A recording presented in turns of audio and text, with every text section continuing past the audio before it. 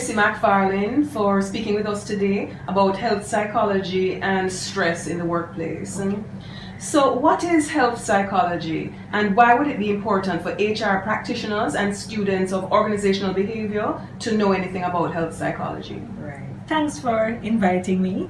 And I know I wouldn't be overly biased if I say that health psychology is important for everybody.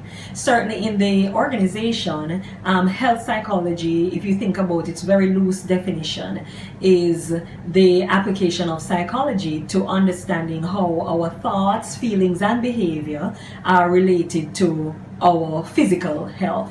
So in health psychology, we talk about how those elements of ourselves, how we think, how we feel, how we behave, how it contributes to whether or not we get sick or stay healthy. And if we do get sick, how we can use information about our psychology to understand how we respond to sickness, and also to use that information to contribute to the path back to wellness. So if you think of persons within an organization embodying the thoughts and cognitions or the thoughts or cognitions and the feelings or emotions and the behaviors, the activities that constitute health, then you see where it's important from an organizational perspective to understand and to use the insights gained from health psychology. All right, I noticed in your definition that you mentioned physical health. Right. I'm wondering if you were deliberately omitting mental health, emotional health, or is that not part of it? No, you're right. You're right. No. Actually, health has a wide range which encompasses physical and psychological well-being. Yes. But in defining the importance to the organization, I was saying that health psychology focuses on how our psychology contributes to our physical health. So it's the interplay between the psychological and the physical aspects of health. Okay. I wanted to separate out stress because I think that might be one of the most chronic conditions. Of course, there are other chronic conditions that I want to ask you about later. Okay. But how do you recognize stress in the workplace?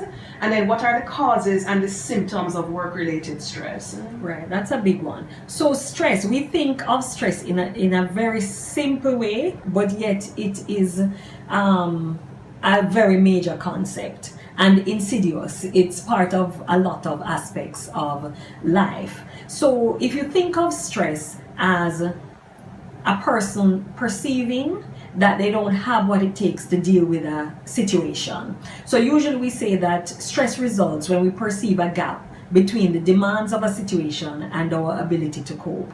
So, of course, in the organization, stress is important because we do business by creating challenges, placing the right persons on task to meet challenges, to be productive, to work creatively together. So to do that well, we need to be challenged as human beings.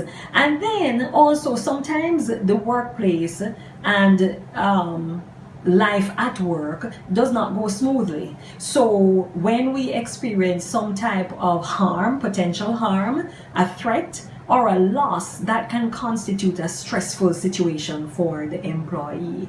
So it's very important to think of stress in the workplace from the very mild levels of stress, which would just increase our productivity and get us a little more alert and responsive, which is why as human beings we're designed to experience stress. So it's really a good thing, but it's just that the nature of daily life is that we are constantly being exposed to demanding situations, and we don't often have the right tools for dealing with them, psychologically as well as socially and materially. We don't always have the available resources to meet the demands of modern life. And so that represents stress, a stressful situation, and human beings have a stress response, which if it's activated too often and for too long, it can be damaging to our health. Okay. So what symptoms am I looking for? Right. So the very basic manifestations of stress are on the psychological as well as the behavioral dimensions. So people vary, right? So some of the common psychological responses to stress would be having a headache, inability to think clearly. Sometimes we see some behavioral disruptions, which again they vary. So some people eat more, some people eat less. Sometimes there are sleep disruptions. So some people will sleep a lot when they're stressed, and some people just can't go to sleep.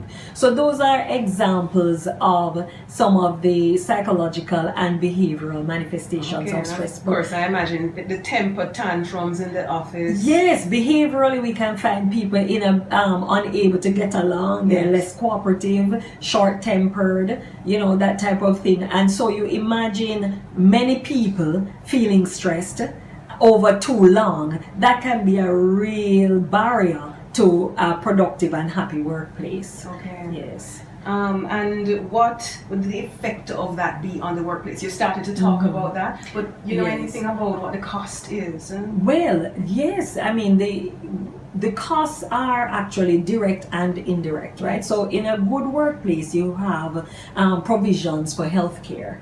And so, say for example, things like a headache, stress can also manifest in the stomach, in the body. So persons, right, exactly, digestive problems, and also neck and shoulder pain. Sometimes a lot of people have neck and shoulder and back pain that goes undiagnosed for a long time, and so they keep going to the doctor. So you have those direct costs for healthcare for the various maladies. And then you have the indirect costs where persons are just not as productive in the workplace. Absenteeism, low motivation, so again, if we don't have the right coping strategies, then persons will respond, especially to the workplace specific stressors, in a way that has a negative effect on our bottom line or our productivity in the workplace. All right, and what I was reading is that some of the common stress-related illnesses, I mean, they're as bad as heart and cardiovascular problems and cancer. Oh yes. Any of the lifestyle illnesses or the illnesses that are related to lifestyle factors can really be traced to stress as a risk factor.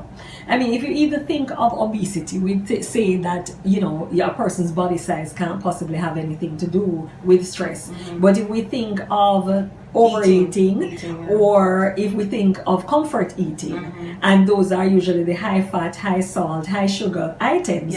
So you see how there can be this indirect relationship to a stressful lifestyle and our physical health and the disease costs. So that is how epidemiology comes into it, where epidemiologists study who gets sick where and why. So the epidemiology of stress-related illnesses does identify that workplace stressors are associated with a lot of these chronic illnesses that you mentioned. Okay, and I'm just thinking, you haven't mentioned the D word, the depression, anxiety, those kinds of things. Yes, you're right. Those are on the psychological dimension. And also, no, but I mean, I'm just thinking that's so common, and I think that a lot of people don't take them. It's not that they don't take them seriously, but you're almost stigmatized if you were to tell people that you're depressed at work.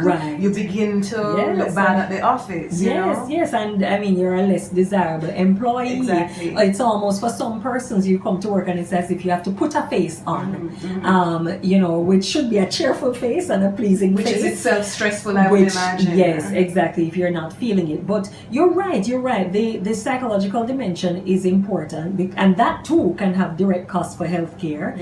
Seeking treatment for depression, anxiety, and also the comorbidity, because this is when you have a co-occurrence of more than one illness. So the comorbidity has been recognized across physical illnesses and psychological illnesses. So for some diagnoses, if you think of a diagnosis with a chronic illness, so say for example heart disease as a result of prolonged and repeated stressors, not well managed, poor social support, poor exercise, all of those, a person could be at risk for heart disease. So when that diagnosis is delivered, then folks usually don't respond positively to that. We don't run out and say, oh yeah, I have heart disease. So it could be possible that the news itself plus the adjustments that persons have to make, and maybe even the treatment regimen that is required if it's serious enough, could have psychological consequences which could lead to depression, anxiety, and so on. So there you have that comorbidity where it gets really complex. Okay. So my last question would be, what can the HR practitioner do to alleviate the effects of stress in the workplace? Right. Well, there are a number of responses that we encourage. Most of them, of course, you'd expect it to be proactive. So what we recommend is to do an assessment of the workplace so that the effort is there all the time to have a stress-free or a stress-reduced environment. So yes, you want the competitiveness, you want the drive, you want the energy of a high productive workplace, but we HR practitioners need to think about and invest in the professional and other resources that would lead to stress reduction in the workplace. So avoiding it, so prevention is very important. So modern companies, for example, include an opportunity to exercise. Yes, and I've seen that Guardian Life. Yes. Yeah, Jamaican company, Guardian Life. Right. I know they have their own sports club. NCB has a sports Yes. club. Guardian Life has a gym. Yes. Yes. And what I tell persons is that it's important to invest in a facility, but this is the Caribbean, so it's not necessary to build a gym. You can if you want to, but encourage a walking group. True. Yes. And here at the university, there are lots of people on Ring Road. Exactly. Yes. And companies like Scotia, they have an active netball team. Yes. So people get together and practice after work, and they compete in a league. Yes, yes. So right. competition, So getting together around sports and outdoor interests. Take a hike to the Blue Mountain.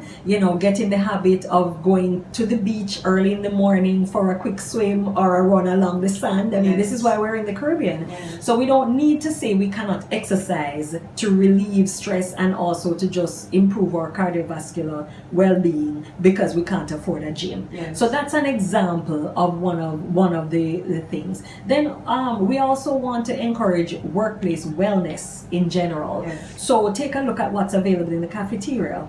So are the healthy choices available? Are meals available? Because sometimes people cannot get access to a meal, and so they'll eat something like a quick unhealthy snack at their desk, or they'll go without food for too long, which also is not good for the balance of psychological and physical well-being. Okay. So workplace wellness, encouraging persons to come in, practitioners and consultants to come in to address things like conflict resolution. So health psychology, the reason I like health psychology is because my basic training in psychology is in social and personality psychology, and I pursued also a concentration in health psychology and later epidemiology. So I bring all of those together to look at life in the workplace. And so when we think of the different factors that can contribute to stress and the way we can use that knowledge to ameliorate stress and prevent it in the workplace, then you can think of even a simple concept like diversity in the workplace. Who I am, who my co-workers are, and how it's important for the HR manager to appreciate how the differences that contribute to an amazing workplace can, on the flip side, also contribute to conflict. Yes. So yes. So it's important to manage that. Who do we have? Think about that when we're assembling our work teams. Find ways to maximize person's sense of self in a positive way. If we think about the international environment, factors like race and ethnicity, social class are important and talked about out there. In Jamaica, we have the same dynamics. We have rural-urban differences. We have, of course, gender differences, male and female, and age differences. In the corporate area, we have the uptown, downtown, right? And so, which school did you go to? So all of those dynamics are to be encouraged in a healthy workplace. We want diversity, but we want to understand how these differences and this social positioning can sometimes lead to interpersonal conflict. And we want to enable employees to have the tools to minimize those conflicts, to use our differences in a positive way, and to manage conflict when it does occur. So okay, yes, because actually the whole issue of conflict, I think anger in Jamaica, I can't speak for the rest of the Caribbean, but anger is certainly something that I think we have to deal with. Right. So I don't know, that would be another conversation on another day. But I think that is certainly triggers. Yes. Because every culture will have certain repetitive triggers, right? And so I'm not sure if I would say that we're more angry than others, but perhaps we haven't been socialized to deal with our negative emotions. So that would be something that, yes, an HR practitioner would be smart to focus on. Okay. All right. Thank you so much, Doc. Thank you. Thanks.